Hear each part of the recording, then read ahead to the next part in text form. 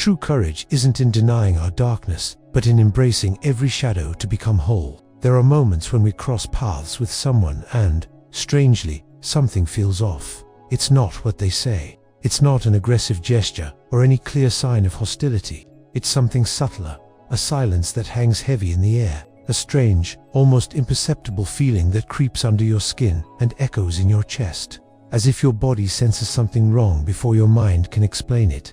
It's like an invisible veil of falseness wraps around that overly kind smile, as if, behind all that rehearsed charm, something just isn't real. Something you can't quite name, but it pulses like an instinctive warning. What's hiding behind all that perfection? Carl Gustav Jung, one of the greatest explorers of the human soul, spent decades diving into these mysteries. In his clinical work, he noticed a disturbing pattern. People who, on the surface, seemed flawless, but who were hiding a truth so deep, even they couldn't see it. And it was exactly this denied truth that made everything so dangerous. To Jung, the real danger doesn't lie in evil that is confessed, but in evil that is denied. The true threat isn't the darkness we admit to, but the shadow that hides behind the artificial light of exaggerated virtue. Analytical psychology reveals something unsettling. We shouldn't fear those who are imperfect, but those who blindly believe in their own purity, because more often than not, it's that very person who has projected all their darkness onto others, while hiding behind a spotless mask. And that is the most dangerous kind of human, the one who has no idea what lives inside them. Now stop for a moment and ask yourself, have you ever been near someone who said all the right things, smiled kindly, spoke in a calm tone, but something inside you pulled back, a subtle chill, a knot in your stomach, a tightness in your shoulders, as if your body whispered, "Don't trust this"? Why does that happen? This is the first sign Jung urges us never to ignore, the silent warning when someone feels to right. Jung wasn't a mystic in the usual sense, but he deeply believed in the intelligence of the unconscious. To him, the unconscious wasn't just a dumping ground for repressed memories and trauma. It was a living wisdom, a kind of hidden radar that sensed contradictions before the rational mind could even catch on. Our body knows when something is off, and today, neuroscience backs this up. Studies on mirror neurons show that we're constantly reading tone of voice, gestures, and subtle tensions, even if we're not consciously aware of it. When there's dissonance between these layers, when the smile on the lips doesn't match the eyes, our inner alarm goes off. It's not an exaggeration, it's not paranoia, it's intuition, and that's exactly the problem. A well-told lie can deceive the mind, but it can't fool the body. Many ancient traditions already knew this. In Zen Buddhism, they speak of the face before birth, a metaphor for deep, unshakable authenticity. In Sufism, there's a warning about the veil of light, a false appearance of purity that hides inner contradictions. Jung simply gave modern language to something ancient. The most dangerous person isn't the one who openly shows aggression. It's the one who doesn't know they're lying to themselves. And precisely because they believe they're doing good, they can cause real harm without remorse. Here's the warning. When you ignore that inner pull, that intuitive discomfort, when you silence your sensitivity in the name of logic, politeness, or being nice, you put yourself at risk. Because sometimes danger doesn't come with sharp teeth. It comes with perfect smiles, empathetic speeches, and intentions that only seem good. Now imagine this. You're with someone who starts accusing you of being selfish when all you did was stand up for yourself. They call you cold when all you did was protect your boundaries. Little by little, you realize you're being seen as something you're not, like you're stuck in a role you never wrote. Jung called this the projection of the shadow, one of the most dangerous mechanisms of the unconscious mind. For Jung, the shadow is everything a person refuses to be. It's the impulses, emotions, thoughts, and traits we deem unacceptable, and so we push them deep into the unconscious. But what's repressed doesn't disappear, it grows stronger. And when it's not recognized inside, it starts showing up outside in others. The person projecting their shadow isn't consciously lying. They genuinely believe the problem is out there, not within. And that deep conviction is exactly what makes this so dangerous. The more unconscious the projection, the more real it seems. That's where social delusion begins. The aggressor sees themselves as the victim. The intolerant thinks they're morally superior. The controlling believes they're being protective. And the true victim, they're trapped in a psychological maze they can't understand, being judged for something they never did, trying to defend themselves from accusations rooted not in reality, but in someone else's distorted unconscious. Spiritually, this has been known for millennia. Christianity speaks of the speck in your brother's eye and the plank in your own.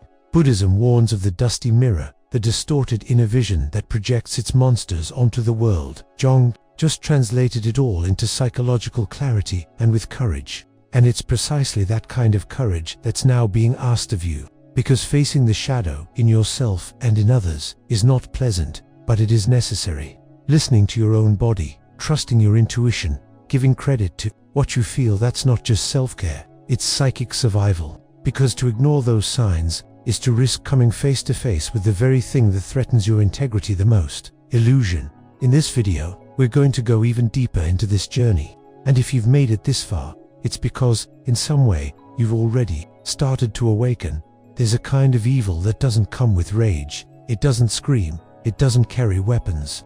It doesn't show up with bloodshot eyes or violent gestures. It arrives with a calm smile, with soft-spoken words, with intentions that, at first glance, seem noble. But that's exactly where the most subtle and devastating danger lies. Carl Gustav Jung, the great diver of the human soul, warned us. The most dangerous evil isn't the one that admits to being evil. It's the one that hides behind virtue, the kind that denies its own nature, the kind that points fingers in the name of justice, but inside is rotting with unacknowledged shadows. This kind of evil wears the mask of good intentions. It speaks through righteous accusations, and it destroys ...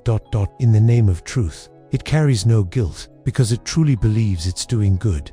That's the cruel paradox of the psyche. Good people, when unaware of their own shadow, can do terrible things, and still sleep peacefully at night, but it doesn't stop there.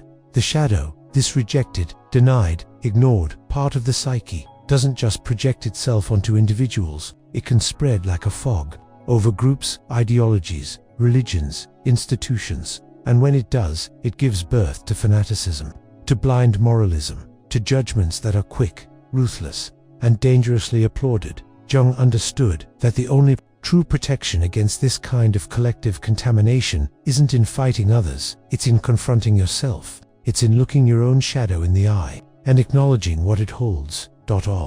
Only those who know their own demons don't need to see them in the faces of others. But there's an even subtler sign, and maybe a more alarming one. It's the moment someone becomes absolutely certain they're right, when doubt disappears and only certainty remains. And that certainty, wrapped in spirituality, in mission, in purpose, turns into psychic inflammation. Jung called this archetypal inflation. It happens when the ego identifies with grand images like the savior, the enlightened one, the bearer of truth. The person stops sharing an opinion and starts channeling an absolute truth. They're no longer debating, they're answering a call. And that's dangerous, because there's no listening, no humility, no contemplation. Doubt, that fuel of consciousness, disappears. What's left is blind conviction, and that's how modern inquisitors are born. False prophets, charismatic gurus who captivate with a glance, while inside, they're lost in a grandiosity they can't sustain. They don't say, "I'm better than you," they say, "I'm serving the greater good." And it's precisely that mission that makes them so dangerous, because their mistakes are disguised as virtues, their injustices as moral zeal, their persecutions as righteousness. Jung warned, the more the ego inflates, the more inevitable the collapse, because the unconscious, wise, patient, and relentless, doesn't allow dissociation indefinitely. One day, everything that was denied comes back, and when it does, it destroys. The mystic Meister Eckhart said, "The subtlest trap on the spiritual path is to believe you have already arrived." True maturity doesn't show up in certainty, but in humble doubt. It's not expressed in flawless purity, but in honest awareness of one's own limits. Now, imagine someone who never makes mistakes, always says what others want to hear, smiles at just the right moment, praises with perfect measure, never confronts, and always seems right. This person might even seem charming at first glance, but over time, something about them starts to bother you. A stiffness disguised as elegance, a coldness in their eyes, a lack of spontaneity that chills the room. That overly perfect figure is actually a persona, the social mask we all wear to function in the world. It's necessary, part of the roles we play in life, but the problem starts when the individual forgets they're wearing a mask and begins to believe it is them. At that moment, the persona stops being a tool and becomes a prison. The true self, with all its doubts, impulses, pains, and imperfections, gets suffocated, and what remains is a character performing perfection, a social avatar, hiding an internal abyss. Jung was clear: the more rigid the persona, the more intense the shadow, because maintaining a facade consumes immense energy, and everything that's repressed begins to leak until it eventually explodes. The danger isn't in the mask, it's in forgetting that it is a mask, and you feel it, even if you can't quite explain it. Your body senses it before your mind does. The absence of truth shows up as a subtle distrust, a feeling that something just doesn't fit. Neuroscience confirms this. Our mirror neurons pick up on inconsistencies between tone of voice, facial expressions, and body language. When someone says something they don't truly feel, something inside us sets off an alarm. Curiously, it's often the most by-the-book, socially praised people who end up facing the deepest collapses, moral crises, emotional outbursts, shadow eruptions that pull down everything around them. That's the psychological cost of well-intentioned hypocrisy, abandoning yourself in the name of an image. And like any betrayal, this one comes with a steep price. So the question that remains is simple, but sharp as a razor. How much of your perfection is real, and how much is just the best role you've learned to play? Jung said, man does not possess the archetypes possess man. These living forces that dwell in the collective unconscious, the warrior, the healer, the savior, the judge, exist within all of us. They are deep structures that shape our choices, values, and stories. But the danger arises when someone identifies too strongly with a single archetype and loses touch with their humanity. When they don't act like the judge, they become the judge. When they don't just help, they see themselves as the savior.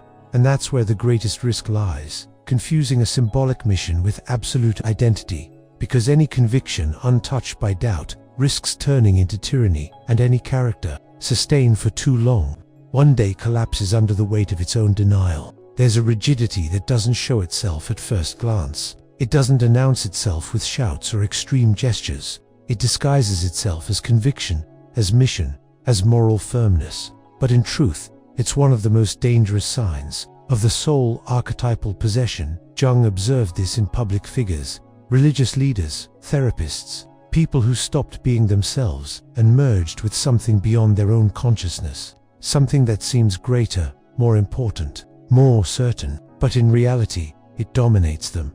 In these cases, you're no longer facing a whole human being with doubts, fears, and contradictions. You're facing an archetypal fragment, a role, a fixed idea that has taken control. It's as if the functional self disappears, and in its place arises an unshakable judge, a self-appointed savior, a bearer of absolute truth. The danger here is deep, not just for those around them, but for the individual themselves, because the more they identify with the role, the less capable they are of self-observation. They don't accept criticism, don't see mistakes, don't admit vulnerabilities.